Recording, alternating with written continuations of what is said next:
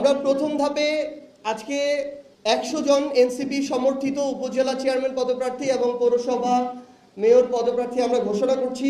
আমরা জাতীয় নির্বাচনে একটি অভিজ্ঞতার মধ্য দিয়ে গিয়েছি, যেখানে আমরা নির্বাচনের প্রস্তুতির জন্য যথেষ্ট সময় পাইনি এবং জোট সহ বিভিন্ন বিষয়ে আমাদের যারা প্রার্থী ছিলেন তাদের নিজস্ব আসনে কাজ করার জন্য, একটা সংসদীয় আসন গোছানোর জন্য যতটুকু সময় প্রয়োজন ছিল, আত্মপ্রকাশ করার মাত্র 1 বছর হওয়ার কারণে আমরা ততটুকু সময় পাইনি এবং সাংগঠনিকভাবেও প্রত্যেকটি আসনের ওয়ার্ড পর্যায় পর্যন্ত, যেই ওয়ার্ডকে কেন্দ্র করে ভোট সেন্টারগুলো হয় সেই ওয়ার্ড পর্যায় পর্যন্ত আমাদের জাতীয় নির্বাচনের সাংগঠনিক ভিত্তি সব জায়গায় প্রত্যাশা অনুযায়ী শক্তিশালী ছিল না।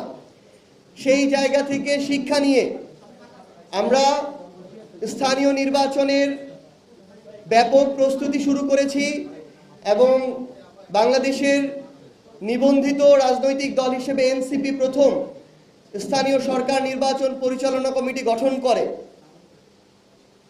সেই প্রেক্ষিতে আমরা প্রথম ধাপে 13টি সিটি কর্পোরেশনের মধ্যে 5টি সিটি কর্পোরেশনের প্রার্থী ঘোষণা করেছি এবং খুব শীঘ্রই অন্য সিটি কর্পোরেশনগুলোতে আমরা আমাদের প্রার্থী ঘোষণা করব।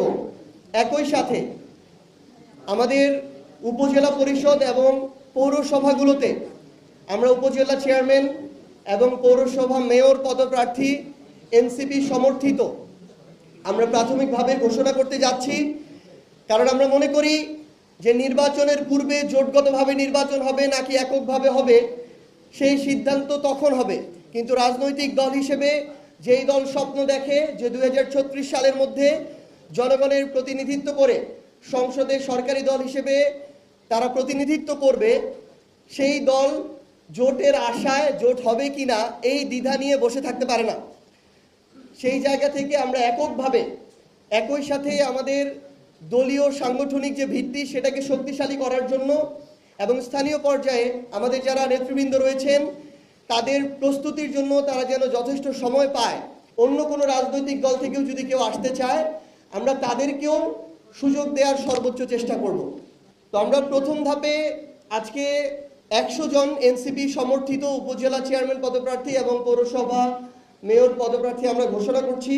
এনসিপির সম্মানিত মুখপাত্র দেশের সার্বিক অবস্থা নিয়ে এনসিপির যে অভিব্যক্তি সেটি প্রকাশ করবেন। তো আমরা ঘোষণা শুরু করছি।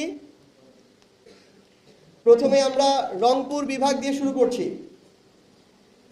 রংপুর বিভাগ, পঞ্চগড় জেলা, তেঁতুলিয়া উপজেলার উপজেলা চেয়ারম্যান পদপ্রার্থী জনাব মোহাম্মদ হাবিবুর রহমান হাবিব। বোদা উপজেলার উপজেলা চেয়ারম্যান পদপ্রার্থী জনাব শিশির আসাদ।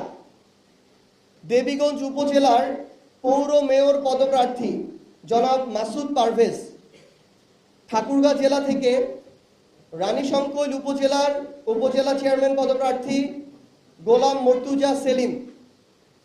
দিনাজপুর জেলা থেকে ফুলবাড়ী উপজেলা উপজেলা চেয়ারম্যান পদপ্রার্থী ইমরান চৌধুরী নিশাদ।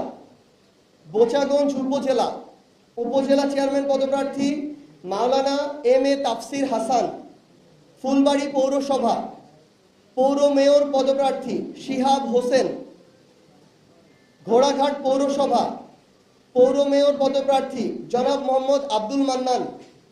হাকিমপুর পৌরসভা পৌর মেয়র পদপ্রার্থী জনাব মোহাম্মদ রায়হান কবির। নীলফামারী জেলা থেকে জলঢাকা উপজেলা উপজেলা চেয়ারম্যান পদপ্রার্থী জনাব আবু সাইদ লিওন। সদর উপজেলা উপজেলা চেয়ারম্যান পদপ্রার্থী ডাক্তার মোহাম্মদ কামরুল ইসলাম দর্পণ। কুড়িগ্রাম জেলা থেকে সদর উপজেলার সদর পৌর মেয়র পদপ্রার্থী মোহাম্মদ মাসুম মিয়া। লালমনিরহাট জেলা থেকে কালীগঞ্জ উপজেলা উপজেলা চেয়ারম্যান পদপ্রার্থী শাহ সুলতান নাসির উদ্দিন আহমেদ। রংপুর জেলা রংপুর সদর উপজেলা উপজেলা চেয়ারম্যান পদপ্রার্থী জনাব কৃষ্ণচন্দ্র বর্মন। গাইবান্ধা জেলা সাদুল্লাপুর উপজেলা উপজেলা চেয়ারম্যান পদপ্রার্থী জনাব মোহাম্মদ খাদেমুল ইসলাম খুদি। এর মধ্য দিয়ে আমাদের রংপুর বিভাগ শেষ হলো। এ পর্যায়ে রাজশাহী বিভাগের নাম ঘোষণা করব। ঘোষণা করার জন্য অনুরোধ করছি রাজশাহী বিভাগের সাংগঠনিক সম্পাদক জনাব ইমরান ইমনকে।